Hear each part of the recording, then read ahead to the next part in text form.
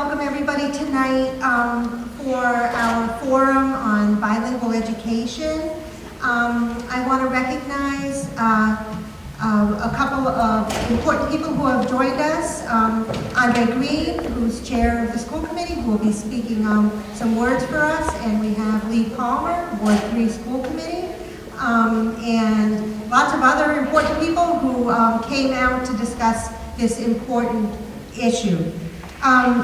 I want to thank all of the co-sponsors and the people who worked hard to put this event together. And as I say, these organizations and groups of people, I really want to hear a shout out and a hoo-hoo. We've got the educators from One Somerville Sanctuary Schools. We've got the English Learner Education Department and the ELL Task Force. We've got the Parent English Class Program, or English for Parents. It's a collaboration with the Somerville Family Learning Collaborative and the Welcome Project. We've got the UNIDOS program and the East Somerville Community School, and thank you, Dr. Hatch, for your hostessry. And we've got the World Language Department of the Somerville Public Schools. Yay!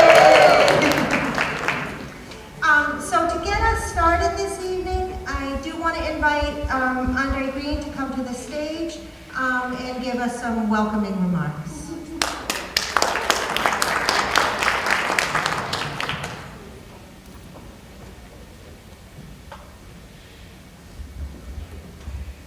Good evening, and thanks.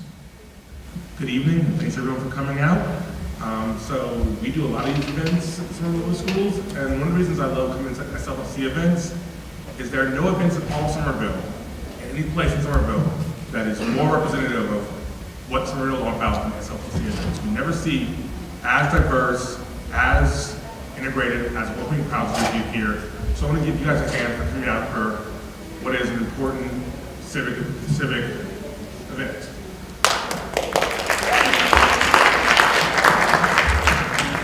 It's also, in some ways, a kind of rare one these days. It is so rare that we get to get together as a community to celebrate, state or federal government getting something right. So, I'm thrilled because we're here because the state of Massachusetts has finally recognized what we in Somerville have known for years, which is that bilingualism is not a handicap, it's a strength.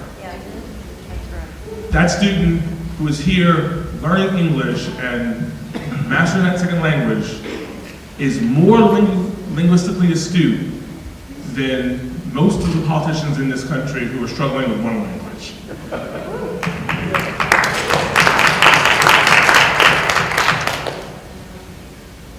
And we're also here in celebration, again, something that feels very rare these days, of common sense. We are here to celebrate and discuss the simple truth that the best way to decide how to teach someone a second, a third, a fourth language is by listening to educators and listening to the families and the communities, and not through a ballot initiative voted on by people who, are afraid of Spanish speakers. So we're not here to discuss the one right path or one truth. We're here to discuss the fact that there are options, and we're going to discover as a community how it is that we're going to, as is Somerville Public Schools' #1 priority at all times, how to ensure that every student in Somerville gets an education. How it is that we make sure that we have an education system that recognizes bilingualism as a strength and teaches to it. We have an education system that recognizes that the 50+ languages in Somerville High School are a strength of the school system, not a weakness. And recognizes that in order to fully capture the benefit of that, both for our individual students, but also for our whole community, we have to be thoughtful, we have to be innovative, we have to work outside the box, and we have to transcend the racism, the division, bigotry that seems to us the country as a whole, But here in Somerville, and here in Somerville Public Schools, we are committed and we are focused on making sure that we see that every student in Somerville is a benefit to Somerville and is benefited by Somerville.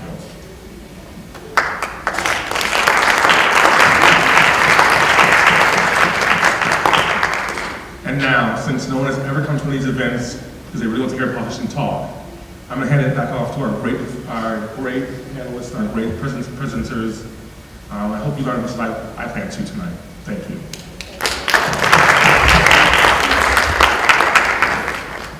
Okay, so what you have to look forward this evening to is a wonderful keynote, a panel presentation, time for questions and answers, and there will also be a time for conversation to generate ideas. And we'll be sharing those ideas, the ideas that you guys talk about, the audience talks about at the end of the evening. I realize I didn't introduce myself. I'm Sarah Davila. I feel like I know so many people in the room that I forget that I need to introduce myself, but I guess I do. I have two roles in the district. I'm the director for the English Learner Education Programs, and I'm also the district administrator for Family and Community Partnerships. Two roles that intersect beautifully in my work. But right now what I want to do is introduce our keynote. We have Calvin Gidney, who we know lovingly by Chip Gidney. He's an associate professor at Tufts University, Elliott Pearson Department of Child Development. He specializes in linguistics, literacy, sociolinguistic development, language of African American children, language in children's television, and the development of children's language attitudes. Chip received his PhD from Georgetown University in 1995 in the field of linguistics. I also want to share a personal note. I was lucky enough that Chip was my professor and reader of some of my milestone papers when I had the privilege 15 years ago to study at Tufts. I've got to tell you, as an adult mid-career student, going back to school was pretty daunting, felt weird, and I found a haven in Chip's classes. His passion and love for learning, love for children, love for language itself, and you'll see his entertaining style of delivery made my doctoral studies less painful. So I really want to thank Chip for coming tonight and to share your knowledge, your expertise, and your wisdom with us. Thank you so much, Chip.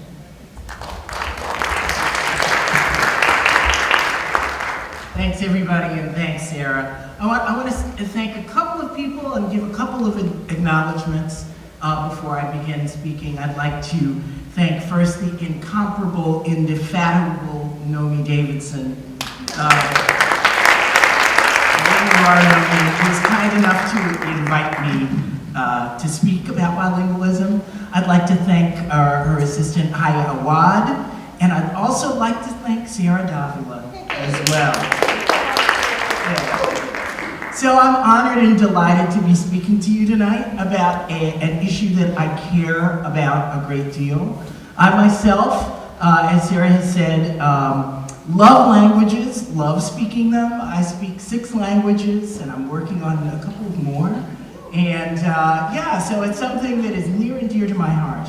Also, bilingual education is something that is near and dear to me because for several years I taught in a bilingual school in Quito, Ecuador. And so I've also had experience teaching 6th graders and 7th graders that I really like.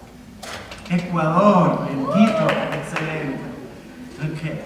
I feel compelled by my presentation to start with what I'm gonna call an elephant in the room here. And that elephant in the room is the critical context of now that we're in. As we speak, as I speak right now, the government might even shut down for a second time because of the issue of immigration. right? And key to that, one of the issues in there is the issue of the education of immigrant children. Now, my talk today is going to really be about the science that supports some of the decisions and some of the different options about bilingualism and some of the many benefits that recent research has shown about bilingualism. So, in this context, given this political context, I feel it's really my responsibility as a scholar, both to my students and to the public, to share what is thought to be what is known based on evidence-based practices and scientific study. But I want to warn you of something. Science is messy, right? Science is not about doctrine. Science is about what evidence supports, and different people might come to different conclusions about the evidence. So I'm going to start with a little jargon. And that jargon I'm going to use is ELL. There are a lot of names to refer to students learning English. If you look historically at Massachusetts, earlier times they were called non-English proficient or limited English proficient. But then people thought, you know, why? That's a very deficit approach. Why not talk about what they're trying to accomplish, which is learn English? So currently people use ELs or ELLs, or sometimes dual language learners. The first thing to say is the population of ELLs is growing. As I write this, ELLs make up, actually I found out that it's a higher number than this. It's 9.5% actually, it's a much higher number of all the students in the state of Massachusetts public schools. So they make up 9.5, larger than 7.8%. And between the decade of 2003 and 2013, the population of ELLs grew by 54%. So that is something that we have to take notice of. This is a trend that is happening not just in Massachusetts, but across the country as well.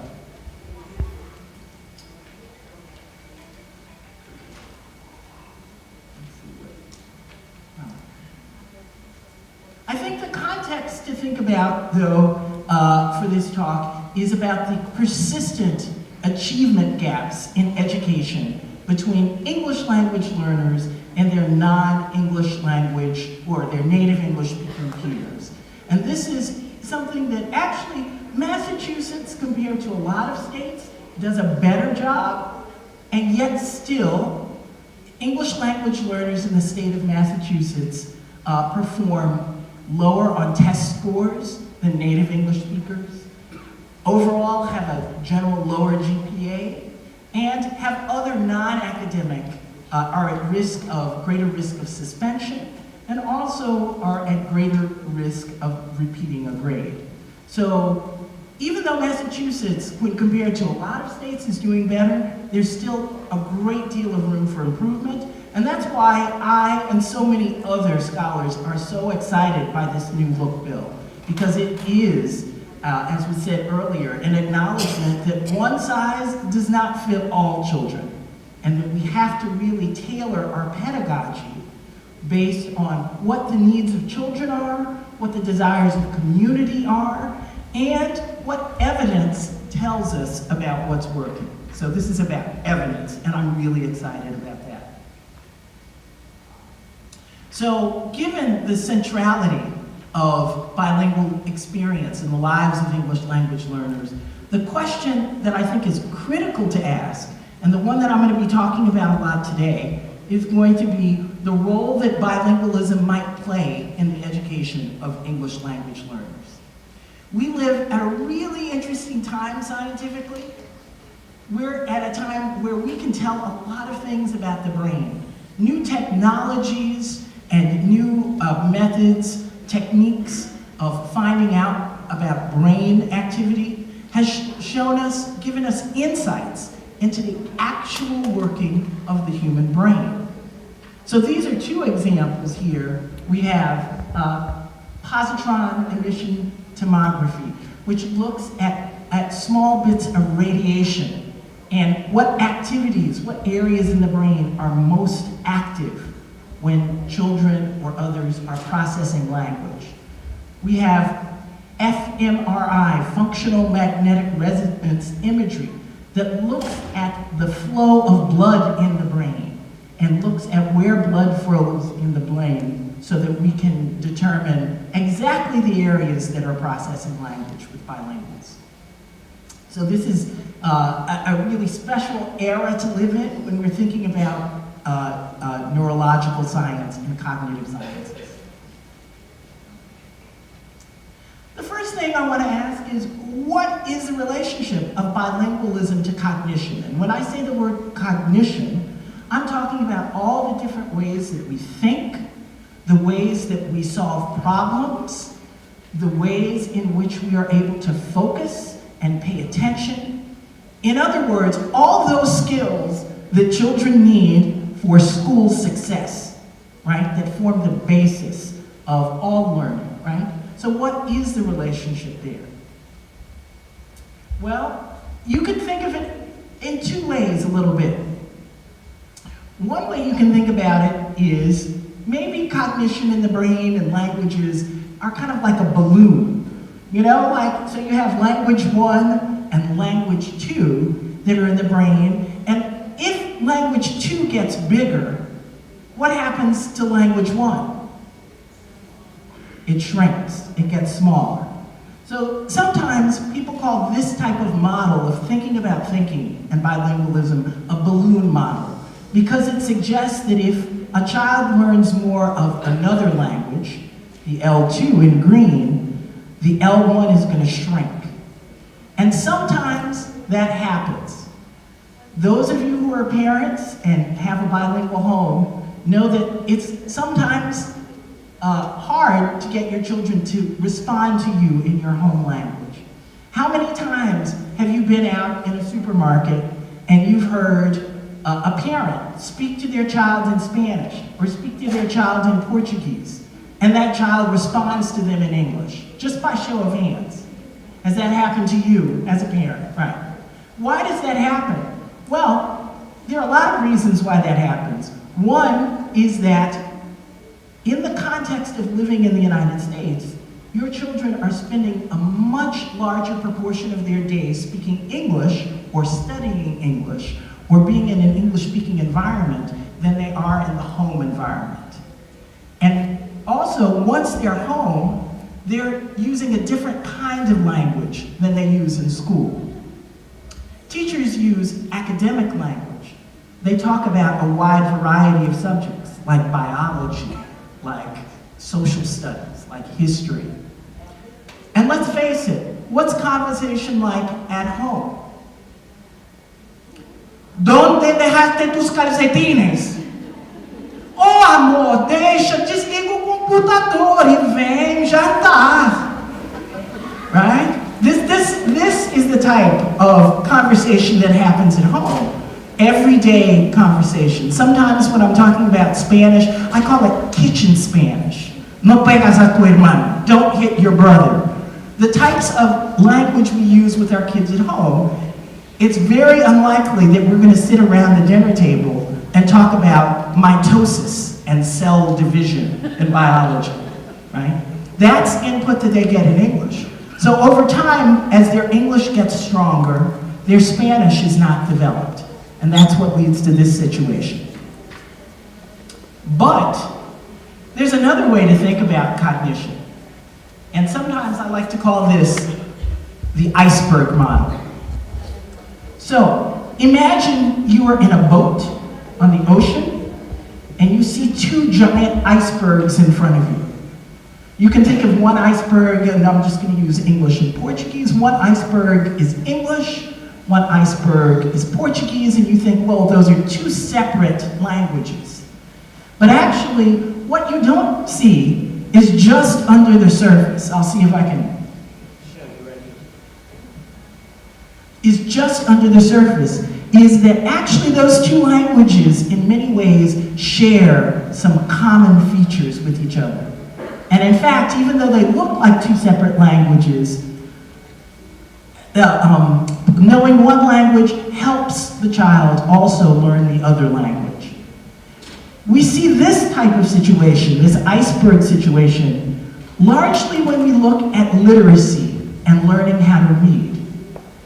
Research suggests that if children learn to read in their home language, whatever language they're dominant in, the skills that they gain, the literacy skills, learning the alphabet, learning the correspondence between sounds and symbols, those skills transfer as they learn to be literate in their second language. So generally, linguists like me and other developmentalists suggest that children should first become literate in their home language, in the language that they speak the best. And I would encourage all parents here who speak a language other than English at home to read to your children in your native language. Engage with them around literacy activities, because those literacy activities are actually helping their English language activities. So we can look at bilingualism in these two different ways. One question I have, and that scientists have, is what does bilingualism do to the brain? How are the brains of bilinguals different from people who only speak one language, monolinguals? Well, are there differences? The answer is absolutely yes. Here are the names of some of the many very famous researchers who've done studies on this area. And what you'll find structural differences in the brains of people who are bilingual when compared to people who are monolingual, particularly in the area of gray matter. In people who are bilingual and who use two languages regularly, there is an increased density of gray matter in the brain. And this gray matter, this particular type of tissue in the brain, is associated with better memory and better declarative learning. All right? So here's a quote from one of a former student's dissertation. The anatomical reorganization is a reflection of early second language acquisition. And I want to point out the word early here, because it does turn out that in this case, learning a language as a child, a second language as a child, is particularly beneficial to do so as a young child. Another question we can ask is whether there are functional differences in the brains of people who are bilingual. In other words, do people who are bilingual think differently than people who are monolingual? Do they have different ways of knowing things? The answer here is also yes. And here again is a long list of people who have studied this. So, if you compare bilingual children or bilingual individuals with monolingual individuals, you'll see some really interesting things.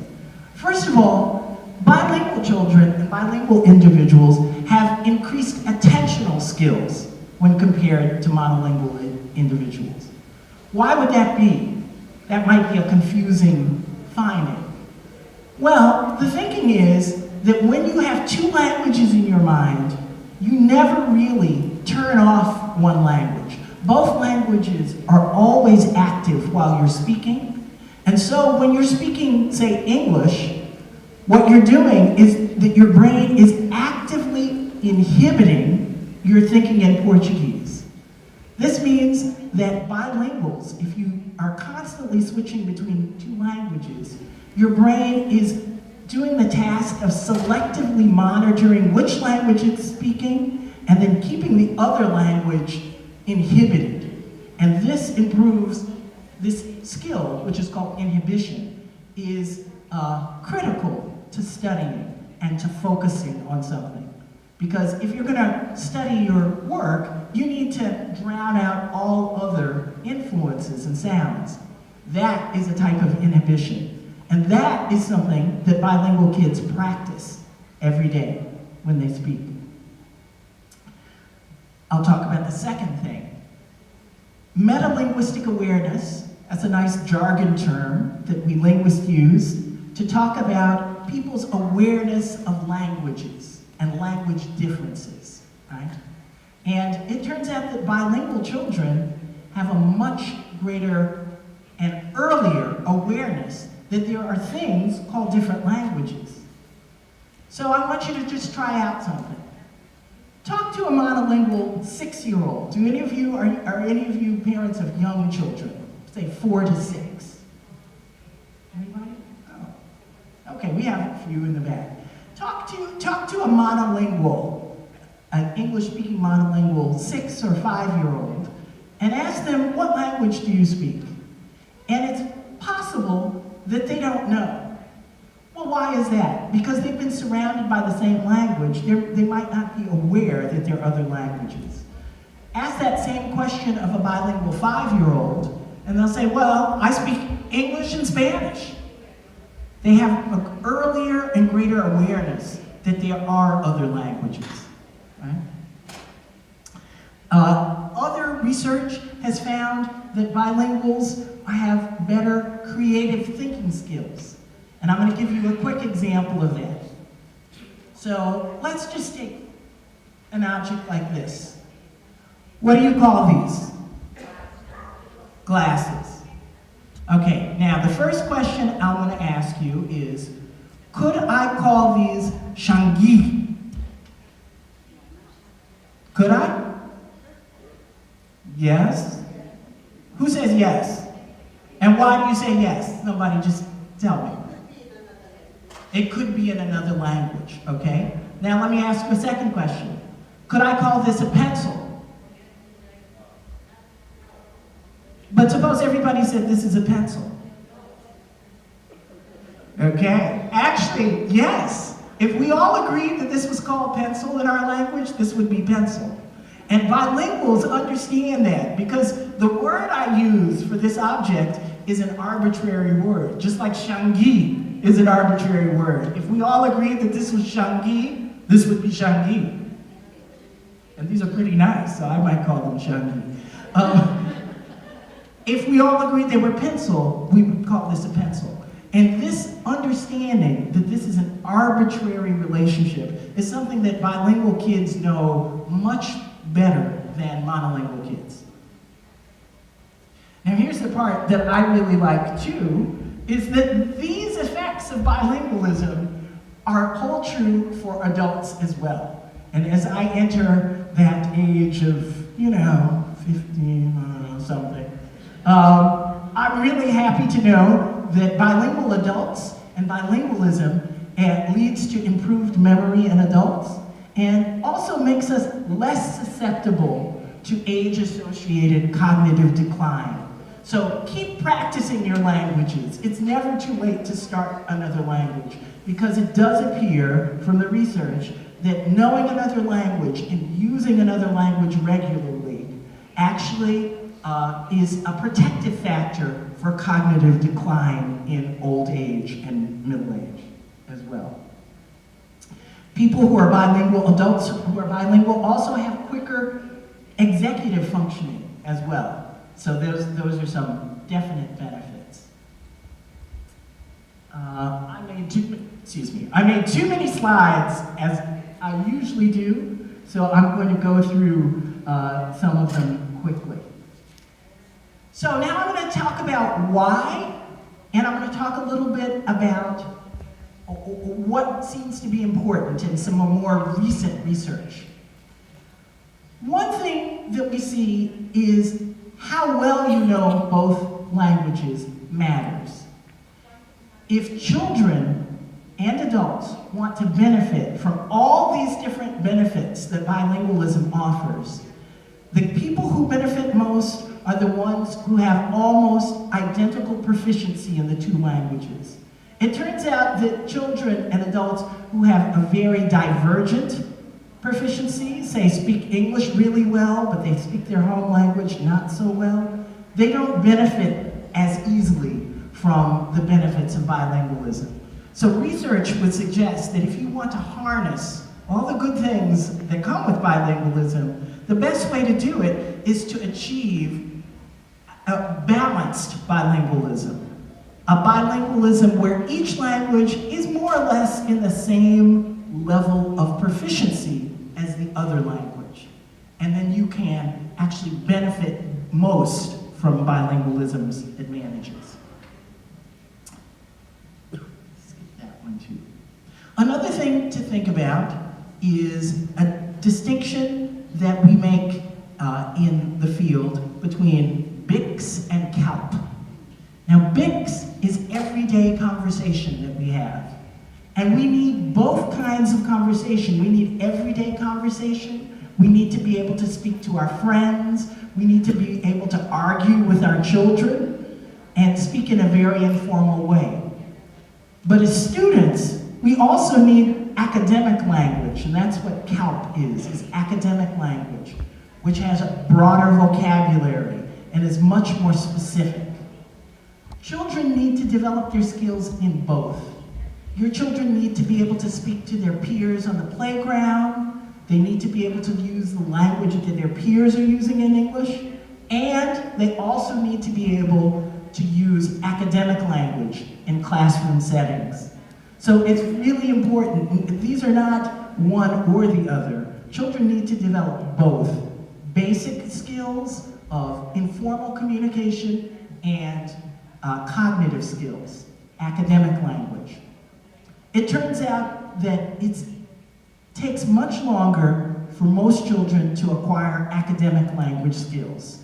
So children need more time to acquire the academic language skills than they do the types of skills to communicate with their peers. Now recently, just 2 years ago, there was a series of research articles that came out that challenged some of the findings that I've just shared with you. I told you that science is a messy thing, and one of the things we do in science is argue about how to interpret the data. A Dutch researcher, Angela de Bruin, found that some of the claims that I made about bilingualism that were done by a very famous researcher, Ellen Bialystok, actually weren't true when she tried to replicate the studies.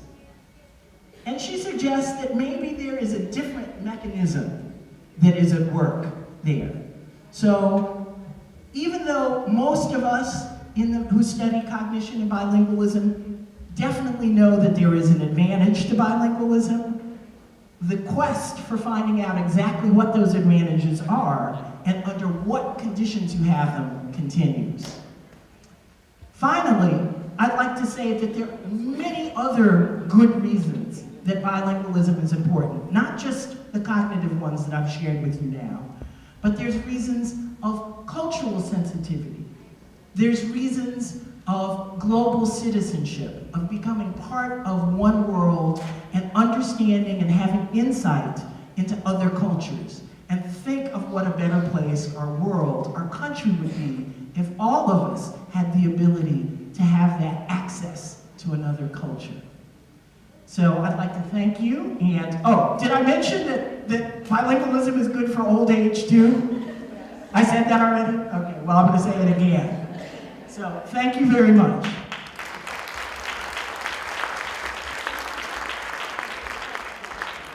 So I have time for questions or comments, anybody? We do have a microphone here if people want to step up with a question, or if you want to just use your good outside voice. Yes. Thanks versus CALP was interesting to me. I was wondering, in the assessments that are used by the new law that was passed in Massachusetts, are they evaluating language at the same level or not? Because my understanding is that they're evaluating English language learners sort of at a higher level of native language proficiency level versus the foreign language learners. And I was just wondering if that's an accurate understanding of the law. That is my understanding as well. I think not enough attention is paid in academic settings to the development of those basic interpersonal skills. It's my contention that in a lot of ways, perhaps in non-academic settings, they are equally important as developing cognitive academic language. We all need to be able to know colloquialisms and ways to negotiate, to use language as a tool to negotiate our relationships with other people. So my understanding is that the focus is still on the cognitive academic language. Would you say that's true? Yeah, and a panelist soon will be addressing this. Yeah. Other questions? Yes. So, just a kind of a comment. A bilingual teenager said to me that the deficit she saw in not keeping up with her home language, which is Spanish, was that it was much harder to talk to her parents as she went into adolescence and had more. So there was an emotional component as well. Absolutely. I think that emotional component is poignant. It is, of course, part of our American experience because, I mean, it's axiomatic in any culture that there's going to be divides between generations. But I think when you are in an immigrant family where your parents perhaps come from a different culture than you, that divide is larger and larger. And I think that's one of the other good reasons that children having access to their heritage language is important. It links them to their culture, it links them to their family, and it also can provide a sense of pride in that and greater knowledge. So I think there are a lot of good social and emotional reasons to maintain bilingualism as well. Let's see over here. Yeah, I also think some of it has to do with the message that they're getting from the society at large about what language you should be speaking. Yes. So I mean, I think that has an effect on kids who might feel like they want to belong because they know that that language isn't valued as much as English here. I think that's why when we go to Europe, it's not a big deal for people to speak 3 and 4 languages. Here it's like, oh my God, they're getting all confused. You know what I mean? Like a lot of people will say things like, why are you confusing the kids? You know, I have a friend who looks very Irish but grew up in Mexico, and she had people accost her with her son, and she's married to another guy, came up and said, why, you're harming your child, you need to teach him English. She was speaking Spanish to him, you know, like just felt like they could come up to her on the street and tell her to teach the child English. So I think we have to take that into consideration in terms of what's out there, supporting or not supporting. I think that's an excellent point. I'll just sort of repeat and paraphrase just so that people in the back can hear. The question is, I mean, what I see you bringing up is the critical issue of sort of the sociocultural context that we're living in, right? I think when sociolinguists look at the United States, they often see that in immigrant countries, speaking another language, a language other than the dominant language, is often symbolic of recent arrival status. And that's why you see a difference, I think, in immigrant countries like the US, language attitudes, as opposed to some European countries that have a long history of multilingualism and respect for other languages. Also, all languages are not created equally, right? So it does make a difference in our culture who you are speaking Spanish. If you're a Latino child speaking Spanish, then that's a problem. If you are an Anglo child speaking Spanish, then, oh, that's good, you're learning another language. That gives you access to some greater market. So I don't think we necessarily judge the same language the same way, depending on who speaks that language. There was, yes, in the back in the green.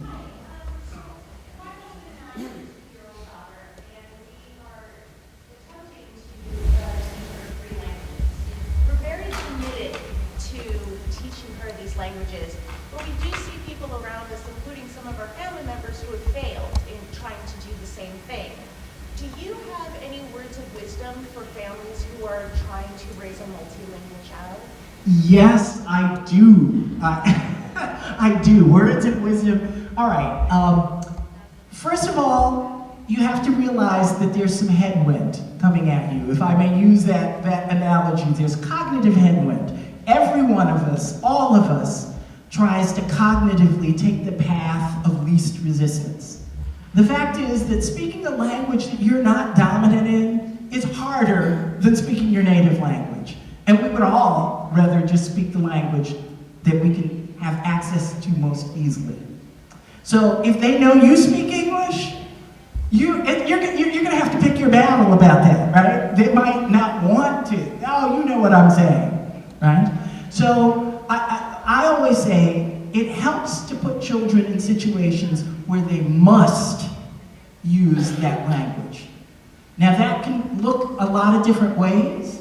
It might be una invitación a abuelita de venir de México para pasar unos meses contigo, right? So for your grandmother to come up from Mexico and stay with you for a few months. And if your grandmother doesn't speak English and your child wants to speak to your grandmother, well, they have to speak that language.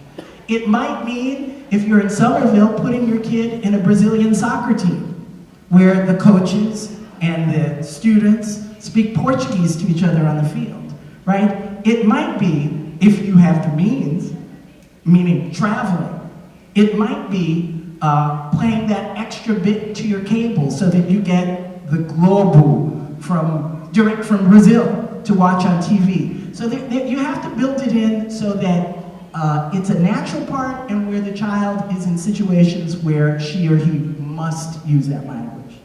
So. One more question? Yes.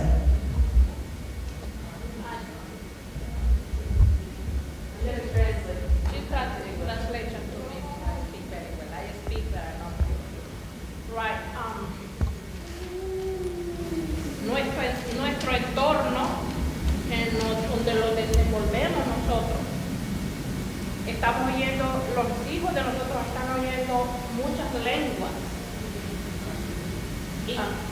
Our children around us are hearing a lot of languages. Y ellos quieren saber y tienen curiosidad. Y quieren aprender otras lenguas. They have curiosity, they want to know, and they want to learn other languages. Lo que yo puedo visualizar es que el inglés lo están aprendiendo en la escuela y es académico y es bueno y lo escriben, lo hablan So the language that they're learning in school is English, and it's good, and they're learning to speak and read and write. pero el idioma que nosotros estamos pasando a nuestros hijos, el español, se lo estamos pasando hablado nomás. The language that we are passing to our children in Spanish is spoken and not No writing, no reading. Mm-hmm. Mm-hmm. Y eso me preocupa. This worries me. Yes. That's. I think you're right to be worried in that. But there are things that families can do at their home. I mean, it is. I would say, in the 1950s, when bilingual children showed up in U.S. schools, they would often get the advice from teachers: stop speaking that language at home. And often, families would comply. But actually, research suggests that actually doing academic activities, or reading a book to your children in Spanish, making sure that they can also read along with you in Spanish, getting educational television in Spanish is all helpful to their academic development. Yes. Right. Suppose you can't speak. Right. Suppose you yourself are not able to read. There's some really creative solutions that I have seen. I'm going to just tell you about one I saw in Maine with Somali families, working with women who didn't speak or read Somali themselves. They spoke Somali but didn't read it. And what they did is they created, with their teachers, picture books of stories they were told with children. And as they sat with their young children, they would read the same story to the children and point to the pictures. And that, by the way, is called emergent literacy. Those skills are literally literacy skills, even though you're not technically reading, you're still sitting with the child, engaging in literate behavior. So I think there are ways to work with communities that don't have a custom of reading a lot at home. So I think that is something that can be surmounted. You know what? It's a lot of families come back to the Salvador for status because what grade the kids go over there is not reading and not writing in Spanish. Right. That's right. That's an excellent point. Did he say it? Okay, thank you very much.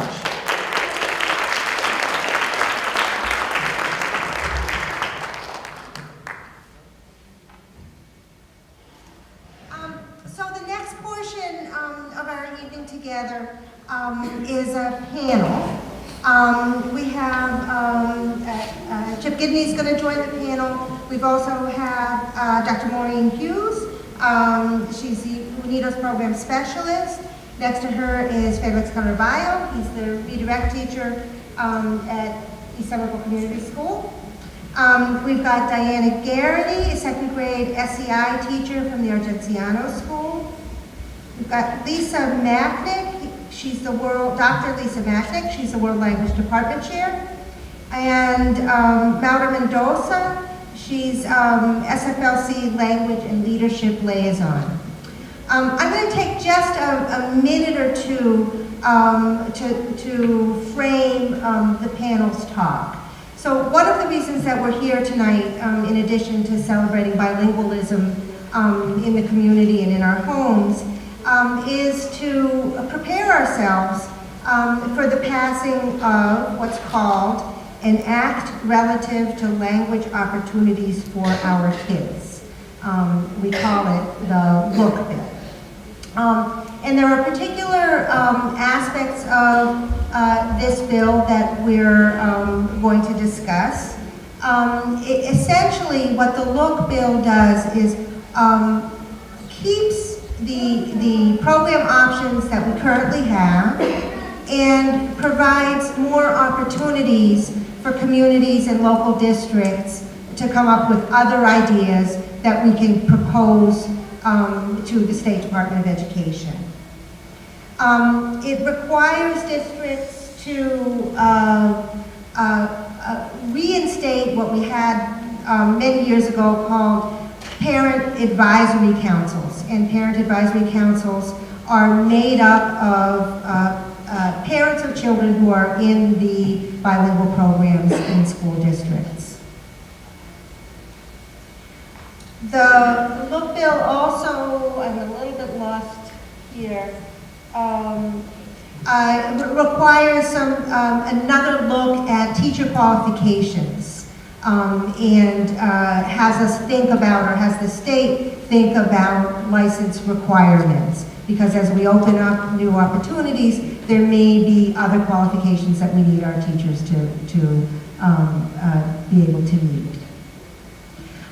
It also asks the state to look at our standards and benchmarks, and we'll see whether that will include the question of not only first language,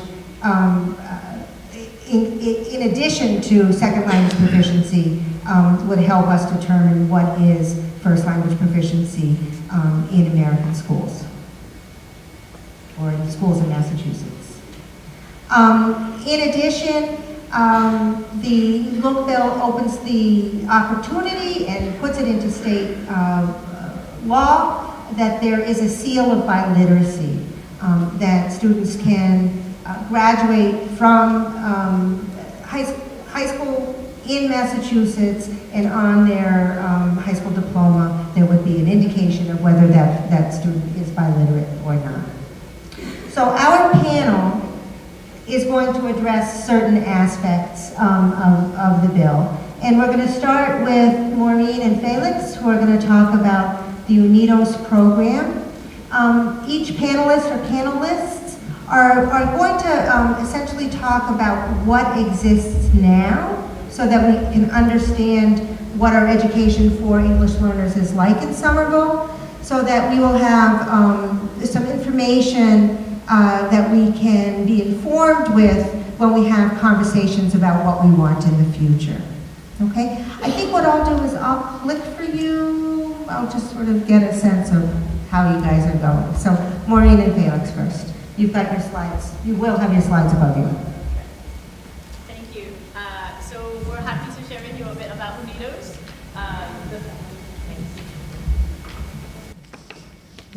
The goal of the Unidos program is to provide all students with excellent bilingual education. And in many ways, sorry if you can flip to the next slide for us, please. In many ways, the bill really verifies what we're doing in our program, which is to be, it verifies and confirms the mission and focus of our program, which I'll share with you in a moment. It identifies and recognizes that there's more than one structure to teaching a second language, and ultimately it puts value in that home language, which is so important for us in school. So in the Unidos program, we are a K-8 program housed here at East. And our students learn in both languages, and we'll talk a little bit about what that structure looks like. But in essence, they come to school one day and the whole world is in Spanish. We are a Spanish-English program. And that means they're learning, they're interacting, they're speaking, they're participating in a culture that is developed around Spanish language. And then on the other days, when they're in the English part of our program, they're experiencing the same thing in an English environment, where they're speaking, interacting, and learning in the English language.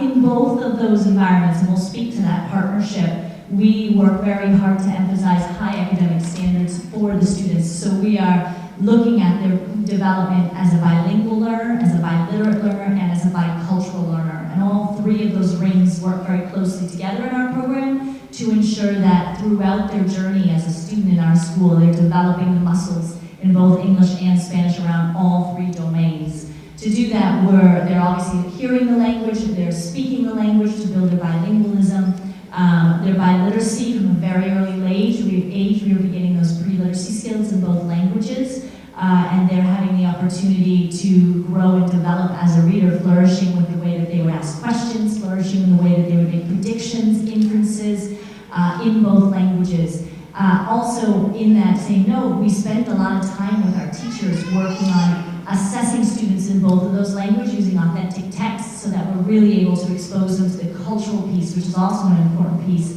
of their learning and developing, because we have many different populations in our program, half of our population, which you'll hear about, come from a Spanish-speaking home, and half come from an English-speaking home, but within that, they're from different countries. And so we work very closely with our families and with our teachers to create that community that represents all the different communities our children come from. As I mentioned, we're committed to that bilingual, that biliteracy aspect, as well as that cultural aspect. We want our students to appreciate people from different places, not only in the Spanish-speaking world and the English-speaking world, but beyond that. So we build throughout their time various opportunities for them to be world thinkers, to be thinking about those critical questions, and to be using those as a way to grow as they make their own questions and thinking about the world, to value what they bring as well as the background of those around them. Good evening. I want to clarify, I am the reader teacher now, but before I was the Unidos teacher for 9 years, 6th grade science and social studies in Spanish. Buenas noches. So I wanted to talk to you about the model that we use. These models are based on research, and to start with, the kindergarten is a 70-30%, in which they take 70% Spanish, 30% English. So basically, because kindergartens are new to the program, so we want to immerse them totally into the Spanish.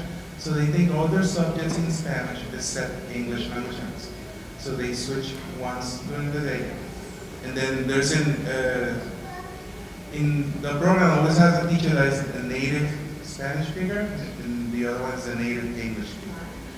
And we have different Spanish speakers from different countries, so students get accustomed to different accents and different vocabulary from different countries. And that is something that we always emphasize in the program, like differences between the Spanish. And so kindergarten is 70 and 30%, then from kinder to 5th grade, from 1st to 5th grade is a 50%. 50% Spanish, 50% English by week. Meaning that they take all their subjects in English and the other one in Spanish. So they take all the subjects in one language and then the next week they switch to the other language.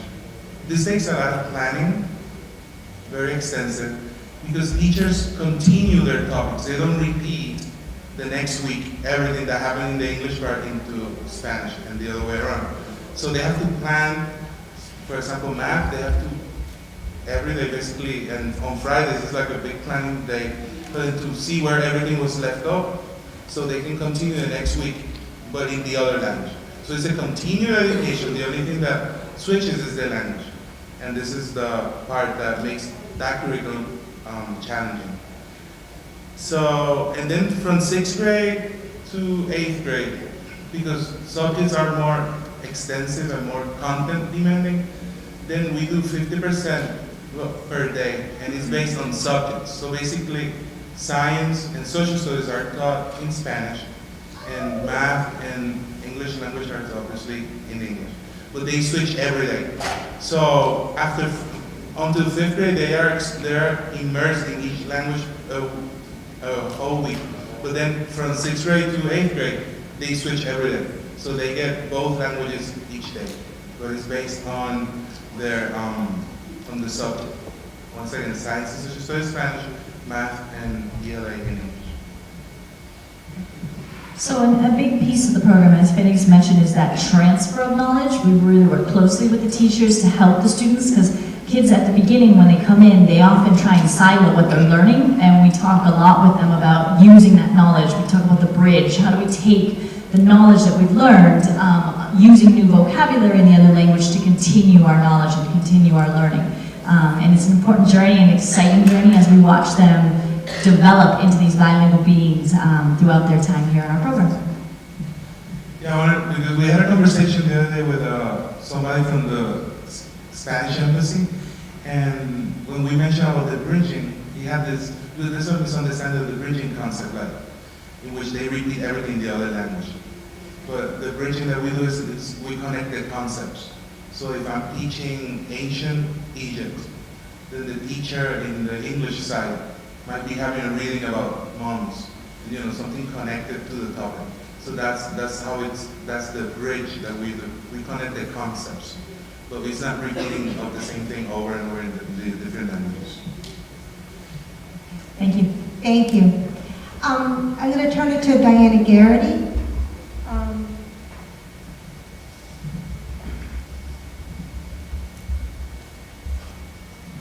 Diana works in a multicultural, multilingual classroom in our SEI 1 program at the Argenciano School.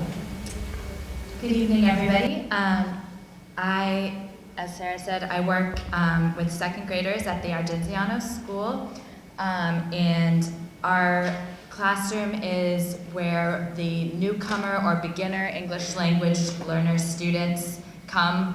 The students who are in their early levels of learning English. And our classrooms have newcomer and beginner students from around the world.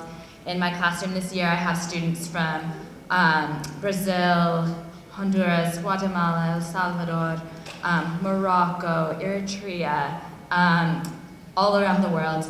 And all of my students have diverse linguistic, cultural, and educational backgrounds.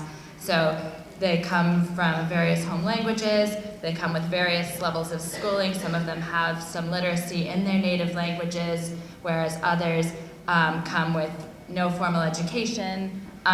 So this huge mix of students from around the world and all learning together and learning from each other in our classroom together. So in the multilingual SEI, or Sheltered English Immersion Classroom, there are two main parts to our instruction. There's English as a second language instruction, and there's sheltered content instruction. English as a second language instruction is when we're really specifically teaching English. It's helping students to acquire and develop their English language skills. So we have to specifically and systematically teach our students how to communicate in English, both the BICS and CALP, the social language and the academic language that they'll need to be successful throughout the school day, both communicating with peers and other teachers and communicating in academic settings. So this English as a second language instruction is not necessarily just one part of the day. It can be mixed throughout the day within our content areas, but it's the real specific instruction on the language and how we use the language and things that a native English speaker would know, but that a non-native speaker needs to be explicitly taught so that they have the language that they need to acquire the academic content. The other aspect of our instruction in the classroom is sheltered content instruction. And what this means is really providing supports so that our students are able to access the academic content at the grade level that they're at. So in the second and third grade classroom, my colleague Hannah D'Souza is a third grade teacher, and that's her in the picture up there. We're providing students with the supports that they need in order to participate in grade level math content, grade level science, social studies, and literacy content. So there's an example up here. If we provide different supports such as sentence frames, providing the vocabulary, teaching students how to use the language in the content area and making the content accessible for them. And this can involve a lot of different strategies, like we can use their native languages to support and clarify. We provide them with different tools to help them learn vocabulary. We provide them with sentence frames, with word banks. But the goal of the sheltered content instruction is to get them accessing that grade level content. And a really key part in our classrooms is that our goal is to honor the languages of all of our students and to really use the benefit of that our students are emerging bilinguals to help them in their education. So in the classroom, we'll often ask students, how would you say that if we're explaining a concept in English, saying, okay, so what's the word for that in Portuguese? What's the word for that in Spanish? We have students share. We have them explain things. How would you explain that in Spanish, and explaining to each other? Because building on those skills that they have in their first language is a great tool for them to acquire the academic content and acquire that bilingualism. And really, it's exciting to watch the students sharing their languages and learning about each other's languages and cultures in the context of a multilingual classroom. And it's really helps them in terms of developing empathy and understanding of our multicultural world that we live in.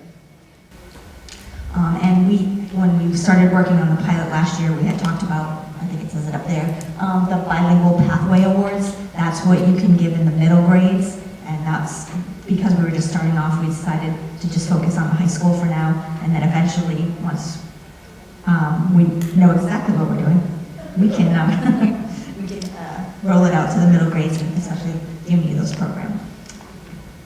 Okay.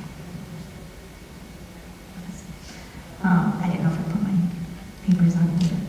So the purpose of it is to recognize students who graduate from high school and have attained the level of proficiency in one or more languages in addition to English. We want to encourage them to continue learning language throughout their schooling. And this gives students skills that they need to be ready for the 21st century and to be college and career ready and to be a benefit for the global society.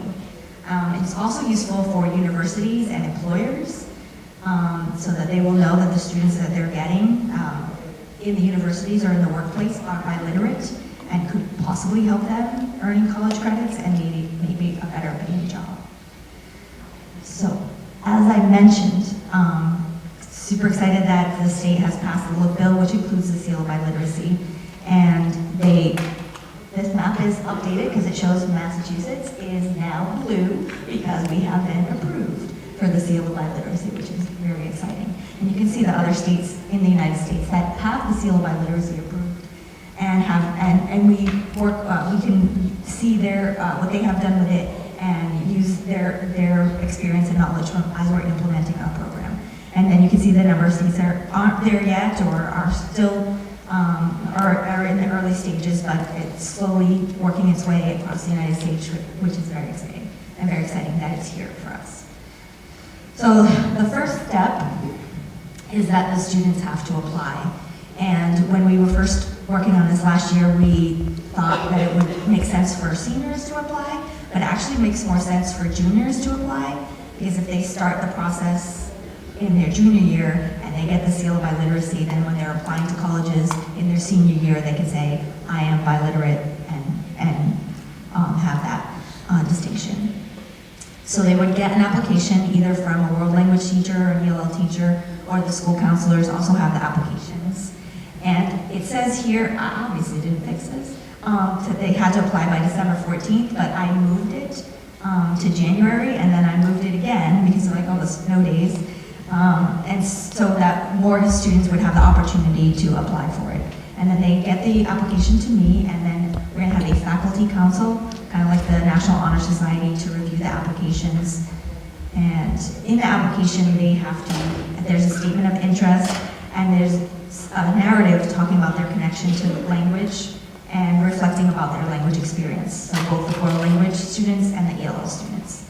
And part 2 is they have to show that they are proficient. If they are a world language student, we thought that they should be in advanced language at the high school, showing their interest in continuing to learn language, and not just coming in saying, oh, Spanish 1, I want to take the seal of biliteracy. So continuing on with Spanish or Portuguese or French or Italian to show their commitment to the language.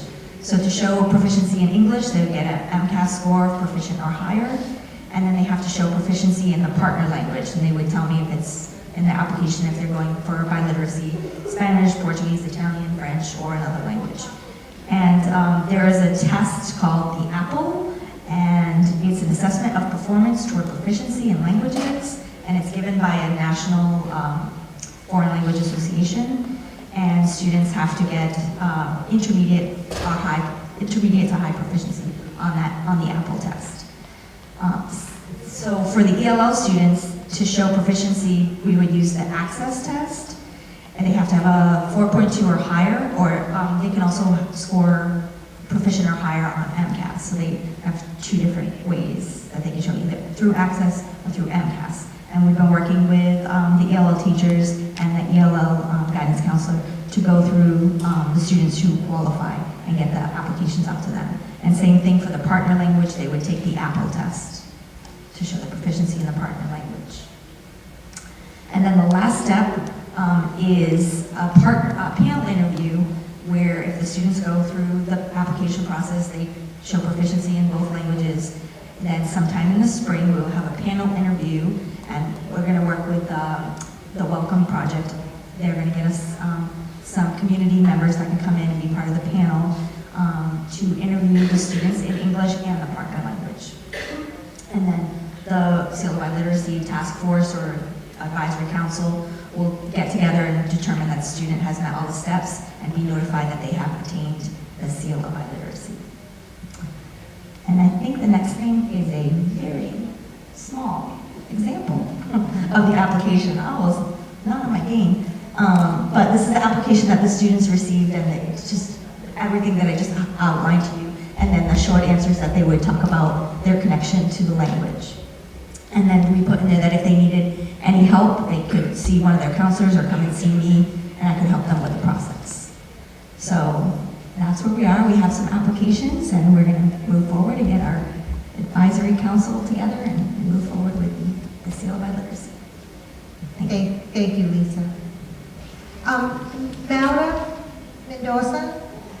Thank you. Yep. Yep. So thank you so much for coming. I'm going to talk a little bit about the work we do with parents. So what does bilingualism means for us? What are we doing now as parents? So the first thing that we are doing, what do you think? It's coming to English class, okay? the parent English classes started almost 20 years ago by now.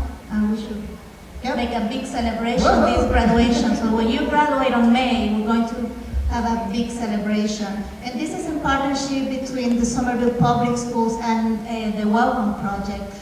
And then if you don't speak English, how do you communicate with your teacher, with your principal? Well, we have the multilingual services.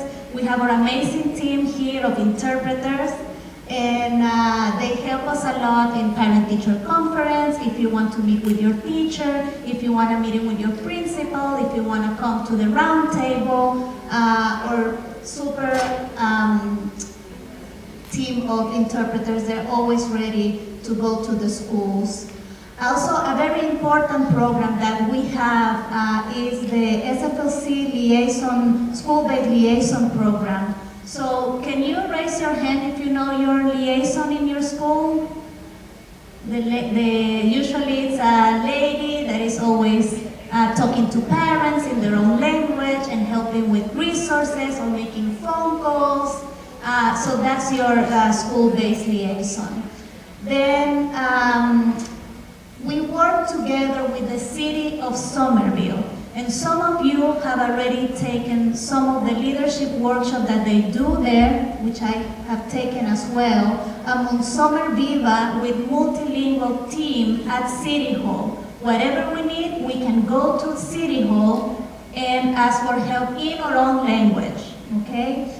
Then parenting journey with leadership workshops as well, and the Welcome Project organization with two very important groups, which is the International Parents Group and the Overcomers Group. They just started today, so those are really important groups that we can join and advocate for our kids or things out of the city that we think that they can improve for us as well.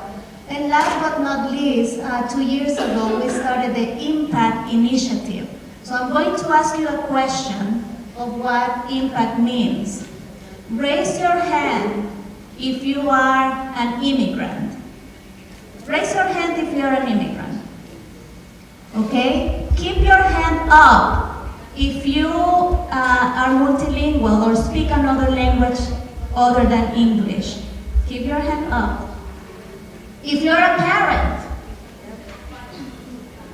and if you want to take action for your child's education. All right? So, congratulations, you are an impact. So you are an impact parent. So these groups are really important. All this is what we do right now as bilingual parents, okay? And what does that mean for the future? If we join this group, if we are very involved with our child's education, we don't need to belong to a group. It is important because it gives us leadership skills, advocacy tools. But what about, even if you don't speak English, you can still be an advocate for your child with the multilingual services, the interpreters. So what's going to happen when this bill is coming next year? What does that mean for us? So we can organize, we will have by law to organize ourselves and be involved in what they call parent advisory councils. So we may or may not, from English classes, have to organize ourselves, and with the help of the Welcome Project and our school-based liaison and all these initiatives to create the advisory council. Why do you think that's important? Because I want to know what my child is getting in our own language, okay? So they need to hear from us. It's not only the teacher, it's not only the principal. We have a saying, and there will be a place, a space and a time to do so. So we're going to create, we will have to have formal meetings and in decision making of structure. Then we will come together, okay? as Spanish speakers, or as Portuguese speakers, or as Haitian Creole speakers. And we're going to meet with the school district, where the real decisions are made, okay? And we're going to be heard. And then we're going to meet and report to the school committee. Okay, we proposed, but we need to report back. Okay, it's not only, oh, we should have this, we should have that. No. What are we doing as parents to get what we're proposing, right? And then outreach to all families of English learners. It's not only about my child, it's about your child as well, and how we can work together as parents. I want to thank Professor Chip Gidney for his wonderful talk that was thinking. I want to thank our panelists for informing us about what is. And I really want to thank the English classes for being here tonight, really participating in learning and sharing with us. And there's class that you need to go continue with, and we will continue this conversation for sure. Thank you very much for coming.